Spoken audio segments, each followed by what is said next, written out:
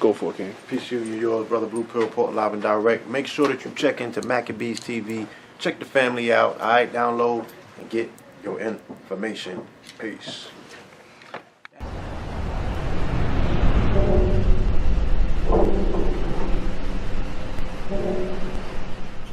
Shalom, shalom, shalom. Welcome to another edition of Maccabees TV. As you can see, take a look. I see a whole bunch of books over here. And y'all see who it is, man. It's our brother Yeshiah Danite, historian, courtesy of Shema Yisrael. Back again. I say shalom to you, brother. Welcome back to Maccabees TV. Peace, Ak. How you doing? All praise to the Most High. Giving honor and praise to the Creator, maker of heaven and earth. This right here is going to be a part 1 and part 2. It's not going to be too long either way in regards to addressing certain things that have been said by Israelites or concerning Israelites from others. You go to 2 Kings 15:29, and it says, "In the days of Pekah, king of Israel, came Tiglath-Pileser, king of Assyria, and took Ijon and Abel-Beth-Maacah and Yanoah and Kadesh and Hazor and Galilee in northern land of Naphtali, and carried them away to Assyria." Now that right there is Tiglath-Pileser III, who ruled in the 8th century BCE. All right, it's biblically speaking about him taking over one of the tribes of Israel. Now I have a book here. That's from the Bible I just read. This here is called The Ancient Near Eastern Texts and Pictures, External Reference by Pritchard. And on page 194, we see, "As for Menahem, I overthrew him like a snowstorm, and he fled like a bird alone, and bowed to my feet. I returned him to his place, and imposed tribute on him, silver, gold, and linen trimmings. I received from him, from the Omri land, Beit Humriah, all the inhabitants and the possessions I led to Assyria. They overthrew their king Pekah, and I placed Hosea as king over them." So this right here, in part, speaks about Tiglath-Pileser's record that we see here in the orange, speaking in regards to what happened with him in ancient Israel. All right, so I just want that to be noted. This is the same Tiglath-Pileser that you read of in 2 Kings chapter 17. This is also the same one that you see in Chronicles 5:26 as Pul, or Pulu, who was also the king of Babylon. Because the Assyrians, since around his era, he ruled in both Assyria and in Babylon. All right, so I just want that to be noted. His successor and his son, that is to say as well, by the name of Shalmaneser. All right, he also ruled there by the name Ululai. All right, so this is actually pointed out in my book, Egypt, Talk and Writing. So I just want that to be pointed out, right? Now go to 2 Chronicles 30, real quick, concerning this matter. And here's what we read, all right? So we can gain an understanding in regards to this. Chapter 30 and verse 10. It says, "So the post went," I'm sorry, 2 Chronicles 33:10. Sorry. And it says, "And the Most High spoke to Manasseh and to his people, but they would not hearken. Wherefore the Most High brought upon them the captains of the host of the king of Assyria, which took Manasseh among the thrones, bound him in fetters, and carried him to Babylon." Now this right here is talking about what happened with Esarhaddon, which was one of the kings of Assyria, who was actually the predecessor of Ashurbanipal. All right, Ashurbanipal later on in history was the king that wound up taking over Egypt in the year 671 BCE. So we just want to put correlation in history and timeline and what we're talking about. All right, so another thing to point out, we'll go back in here on page 201, and here's what we read. And it says Esarhaddon in his campaign. It says in part, "I called up the kings of the country of Hatti and of the region." Then it says what? On the other side of the Euphrates, Balu, king of Tyre, Manasseh, king of Yehuda or Judah. So right here on page 201 of this book is a source speaking about Esarhaddon, speaking about Manasseh, the king of Judah. Now, how does that become important is because there are many people who attempt to state that there's no record of it, there's no history of it, there's no archaeology of it. But when you can go and read the prisms itself and see it and what it's talking about, you'll begin to see what it's talking about. All right, so it's not made up. Nobody makes up a story of getting their behind beat. All right, that's just illogical. All right, so I just want that to be noted. All right, so just want to sit there and put that as an intro in regards to this.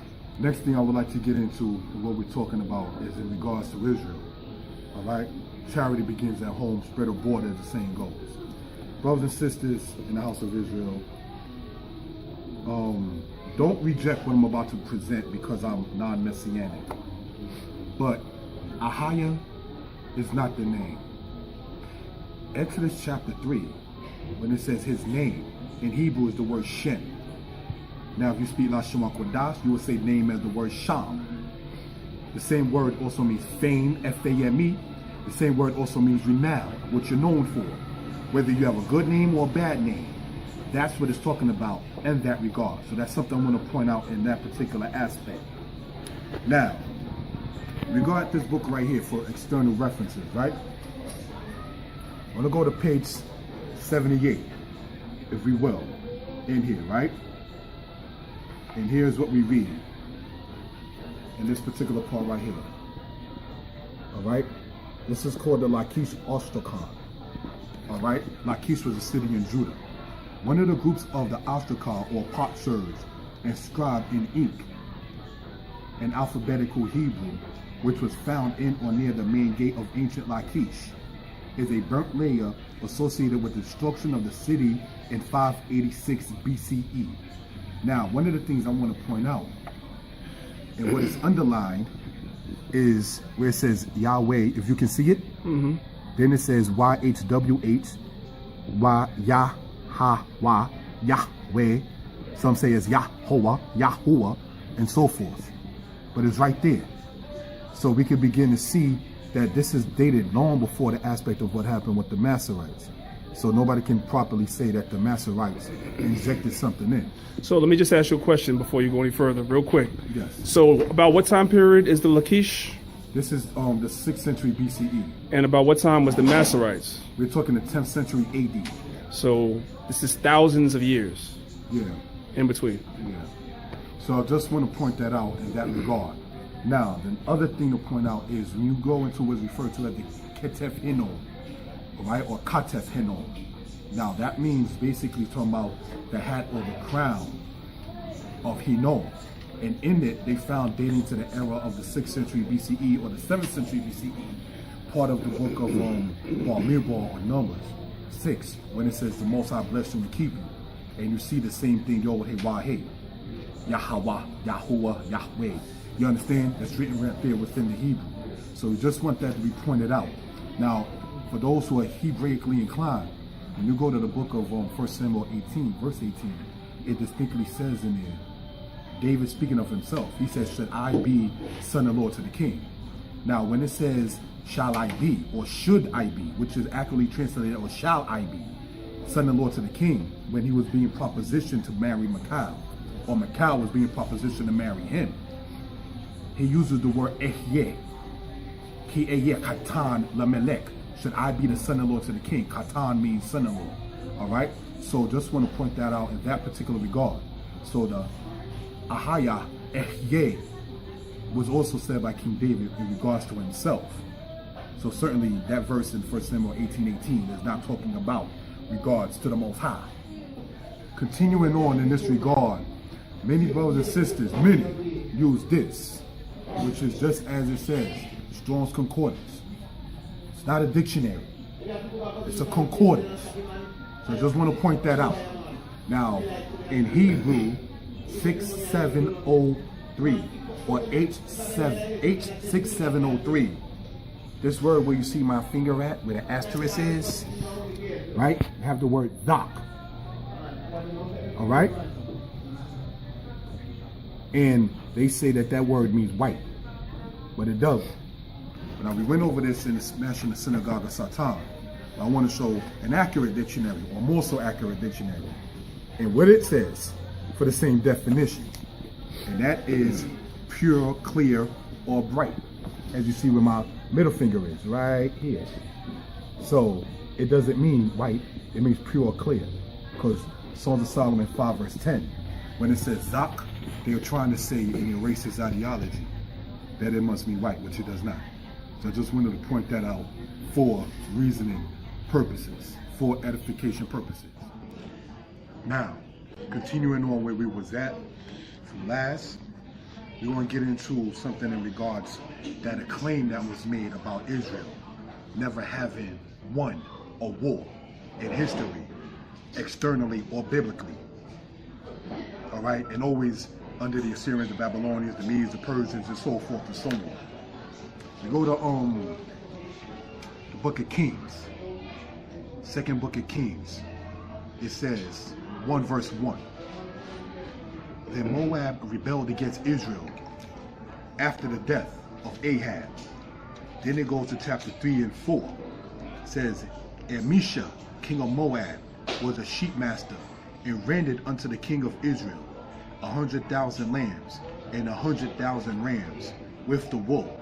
And it came to pass, when Ahab was dead, that the king of Moab rebelled against the king of Israel.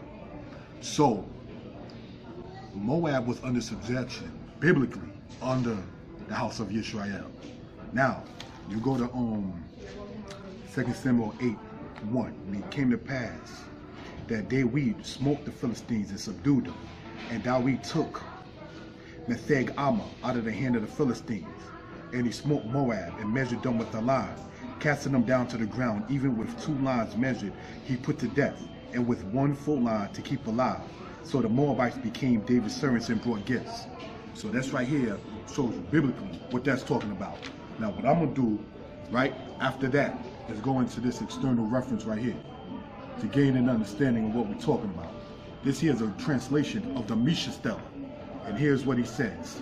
I am Misha, son of Chemos, king of Moab, the Dibonite. Then he goes on to say in part, Omri, king of Israel, he afflicted Moab many days, because Chemos was angry with his land, and his son succeeded him. And he also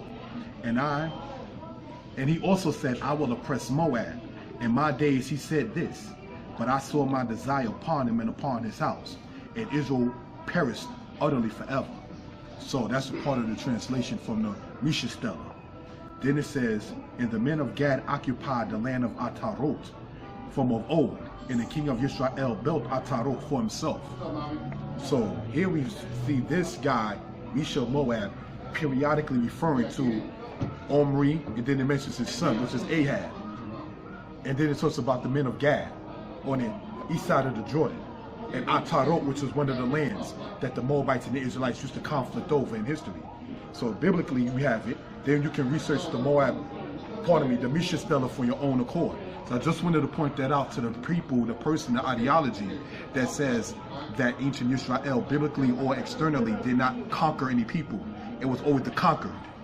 All right, so I just want that to be noted. It's stated right there in that regard. What some may do then is try to discredit that.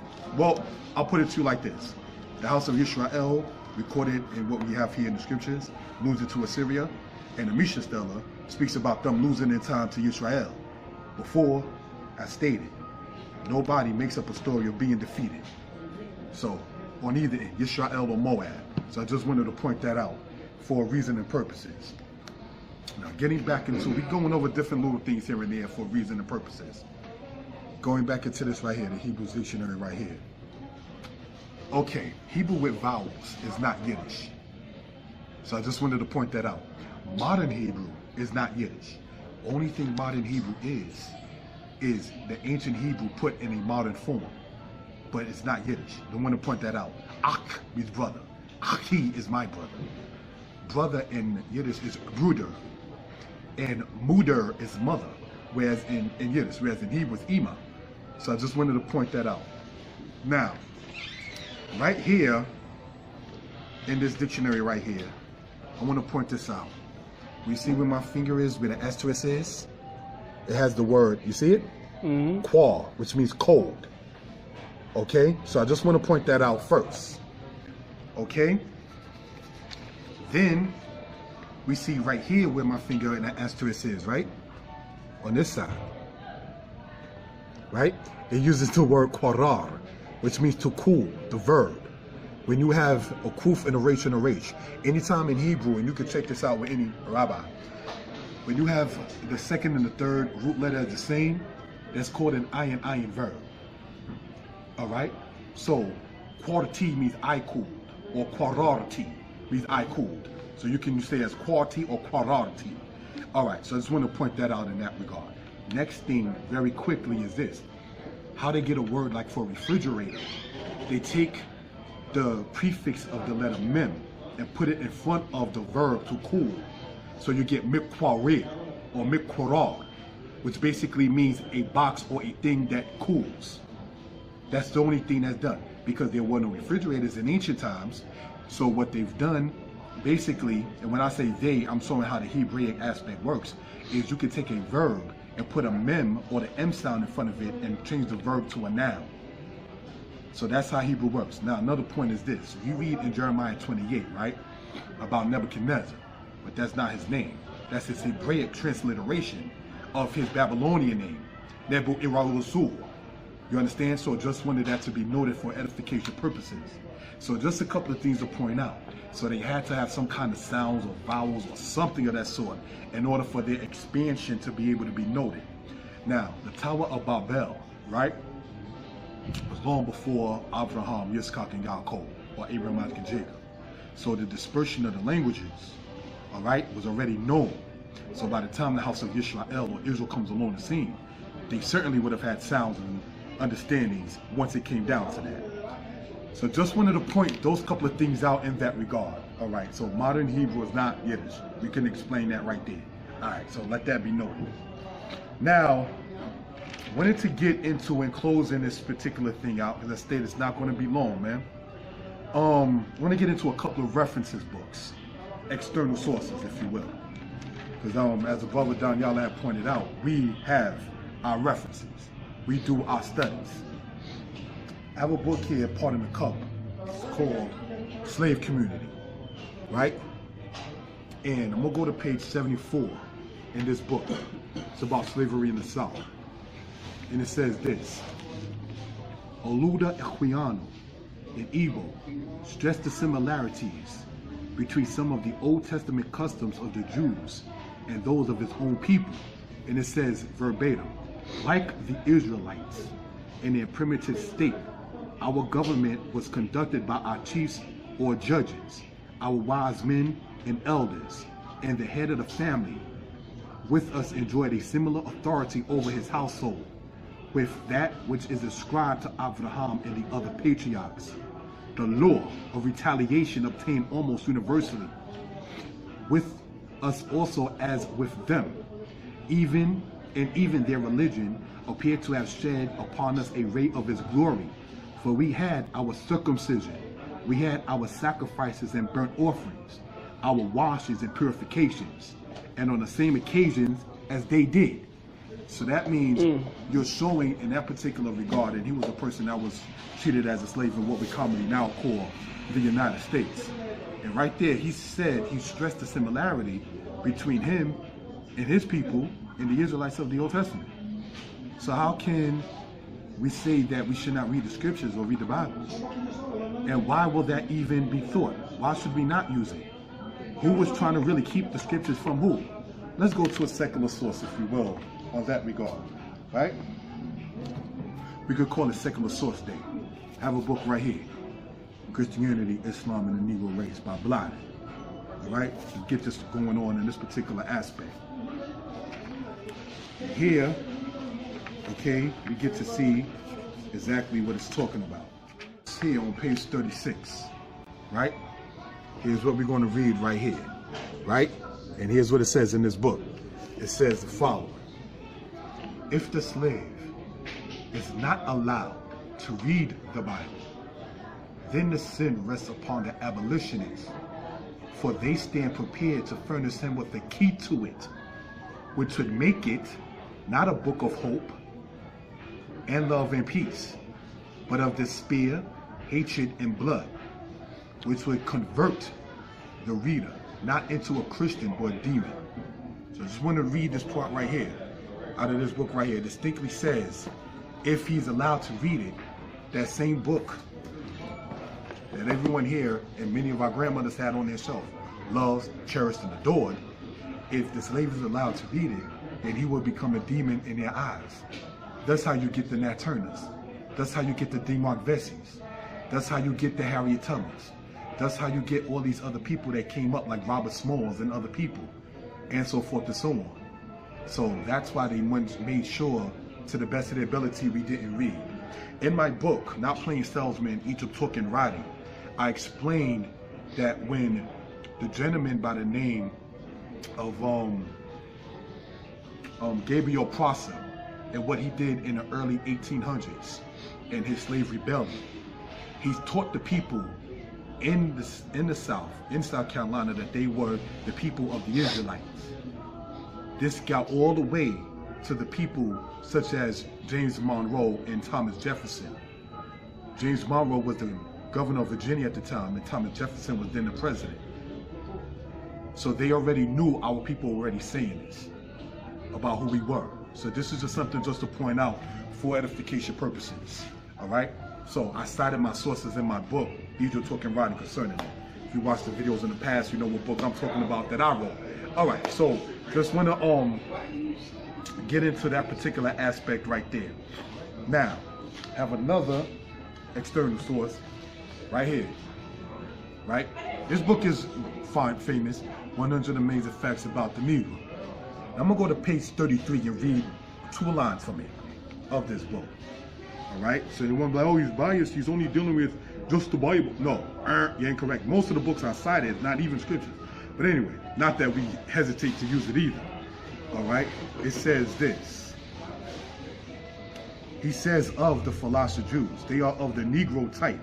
The large lips, the prognathicism, and the frizzy hair all point to the Negro origin. I have seen the philosophers in Abyssinia and the Negro Jews in Egypt and the Sudan. West Africa has black Jews also. See, it's right here. It's written in this book back in the 30s, 40s, this book came out, where he said right here, West Africa has black Jews also. So how can we deny that particular aspect of what is being spoken of? What we're seeing in part is we, the ones who were shipped over here to a great extent to the Western Hemisphere, are part of those people that scattered into the Western interior of Africa. Now, when did this happen to a great extent? You can go and you read on your own time what happened in 70 AD with Titus. Then the Masada situation that happened in 73 with Lucius Silva of Rome. Then you had the situation with Nerva and Trajan and the situation at the Kittos battle. Then you had the situation with Hadrian and what happened in the Bar Kokhba battle. So I just wanted to point that out. From 70 AD all the way down to the time of 135 AD, Israel that was still left in the land was already in turmoil and in battle with the Romans. So where were the other people to a certain extent? Biblically, were scattered. We already shown in the beginning of this that you can use the scriptures and external references. So that goes post-Bible as well. What happened after that situation, what we're presenting, is not saying that they didn't go to other parts, but we're primarily speaking in this regard to what happened with the ones that were scattered into Western Africa, as even pointed out in this. The Battle of Cyrene that happened in an era of what happened with Nerva and Trajan was in Libya. Cyrene is in Libya. All right? So what happened with the people as they migrated? We went over that before, about maybe last year, maybe 2015. All right? Israel scattered to the four corners on Maccabees TV. So you can reference that video as well. So I didn't want to go over and seem redundant over and over and over again, but just want to point out some other aspects and some other facts concerning this kind of matter. All right, now, want to get into this right here, if we can. All right, we have on page, this right here, right? Roots, on page 493, if we will. Here's something that I found to be interesting. It says, sternly he said, don't you be talking that. You hear me? Ain't nobody's business. White folks don't like us doing no reading or writing. Then it says, how come? Because they figures the less we knows, the less troubles we make. So this right here, in chapter 76 of this famous book that came out in the 70s, It's showing why they did not want us to read. Then we also read in here what would happen if our people wind up getting their hands on this book right here. And then we read in this book right here, all right, in regards to what happened. Well, hold on. This Sabbath, circumcision, 8th day, women in her uncleanness, this, that. Whosoever touches us shall be unclean. That's why you find some of the customs of the people scattered, where they don't have the women doing that. So I just wanted to point those couple of things out for edification purposes. Now, all right, in the same book here, we're going to go, all right, on page 771. And here's what we read in this regard. And it says, in quote, in chapter 107, in case you got a different version of the same thing. Well, I don't care what these white folks says, declared Matilda. Master Lincoln doing good for us if he getting them so upset. Fact more, I hear about him, sound like he more like Moses trying to free us chillings of Israel. So I just want to point this out, that's highlighted.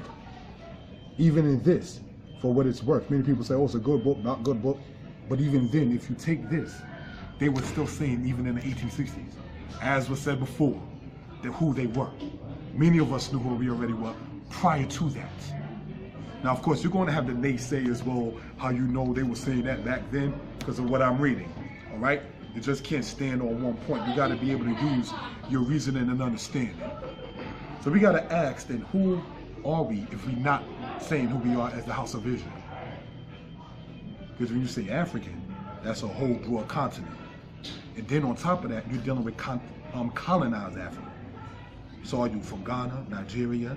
Which people and which clan or tribe are you belonging to? All right? Because see, what happens, and it's not to seem harping on the same thing, is they'll keep on trying to talk about, well, you have the African thing and everything's supposed to be about Kemet. Like they did, no offense intended, in the, what's that? Tariq Nasheed video, Hidden Colors Part 1, where the people were saying that our language should be Metuneta and so forth and so on. That just go to show you that they pimping it. That's all that is as far as it goes in that regard. Now, we're not saying that the true house of the children of the Egyptians were not a big thing, but they were a big thing for their own people. Now, what I'm going to say sounds harsh, and I say no disrespect. The man who was revered among them, Joseph ben Yochanan, right? His name is Hebrew. His claim in many of his videos is that he descended from the people called the Falasha, who call themselves Beit Yisrael. Some Israelites say they real people of Israel. Some people Israelites say they not. All right, even some Old Testament Israelites be like those Hamites. But anyway, yes, there's some Old Testament Israelites that say those are Hamites. But regardless of what somebody's saying, the claim that they're making about them being the true house of Israel, and Dr. Ben Yochanan coming from that, would Ramses accept him speaking about him in Egyptian history? Or would he say, get this caputo up out my face? So this is some of the ways you can tell that that whole society thing there is just pent. All right, so I just wanted to point that out for edification purposes. All right, in concluding this subject, I just want to get into this right here. This is called the Zenon Papyri. This is dated to the era of the 3rd century BCE. All right, or pardon me, the 3rd century BCE. All right, and yep, 3rd century BCE. Now this is describing as shown Jews in Hellenistic Egypt. So let's see what it says about them in Hellenistic Egypt. It says, I have sent you, Aeneas, bringing a eunuch and 4 boys, house slaves, and of good stock, 2 of whom are uncircumcised, 67. I append descriptions of the boys for your information. Goodbye. Then it says their description: dark skin, curly hair, black eyes, rather big jaws, with moles on the right jaw, uncircumcised. Another description of the same people, of the Jews of Hellenistic Egypt: light skin, curly hair, nose somewhat flat, black eyes, scar below the right eye. Another description: curly hair, nose flat, protruding lips, scar near the right eyebrow, circumcised. So, hold on, let me understand what's going on here. This right here is a picture of the Zinar Papyri, all right? And this is speaking about the Greeks and the rule that they had over the house of Israel that's scattered in Egypt and Northeast Africa. How were they described? Dark skin, light skin, rather large nose, rather large jawbones. Who is that looking like? Okay, just want to point that out for edification purposes. The children of Israel of the ancient world were not Caucasian or white. Okay, so I just want to point that out. Now, in this right here, okay, this book here, Black Culture and Black Consciousness. We won't read just one line, because this right here is a pretty sad book, speaks about certain aspects and so forth and so on. All right, it says this, recounting slavery in Florida. Check this part out. Even here, the slaves were often discovered by white patrols. Then they would rush in and start whipping and beating the slaves unmerciful, West Turner of Virginia reported. And do you know what some of them devils were even mean and sinful enough to say? If I catch you here serving God, I'll beat you. You ain't got no time to serve God. We brought you to serve us. So this right here is a recount of what happened in Florida in slavery, according to this book right here. So if they were, according to this, serving God, they were told not to do so. So the understanding of worship and prayer that our people had, like you even seen with them prostrating, and even in roots and in other documentations about our people praying in pots during slavery so they won't be heard. Somebody mentioned when me and Sha'al did a video that prayer and worship came from the Europeans. No, it did not. Brother or sister, whoever made the comment. The concept of idea of worship came from us. See, what happened essentially is you had people like York and Clark and Ben, well, pardon me, let me just say Ben and Clark, who tried to give you an Africa that was based upon a collegiate Africa, which they was basically pimping Africa, where Egypt is the pinnacle and everything else just falls on the line. We're all one people, just different cultures. That doesn't make any sense as far as it goes with that. But I just want to point that out in that kind of aspect. And that the concept of worship and prayer and so forth and so on and quote unquote religion came from the Europeans. That's the doctrine today. But yet Ben and Clark taught in their day that the European were taught about God from the Africans. But now the modern day scholars that you see on YouTube, following in the same vein of the Kemet stuff, are saying that we should be atheists and that God had nothing to do with it, and that it's a European creation. What are you talking about?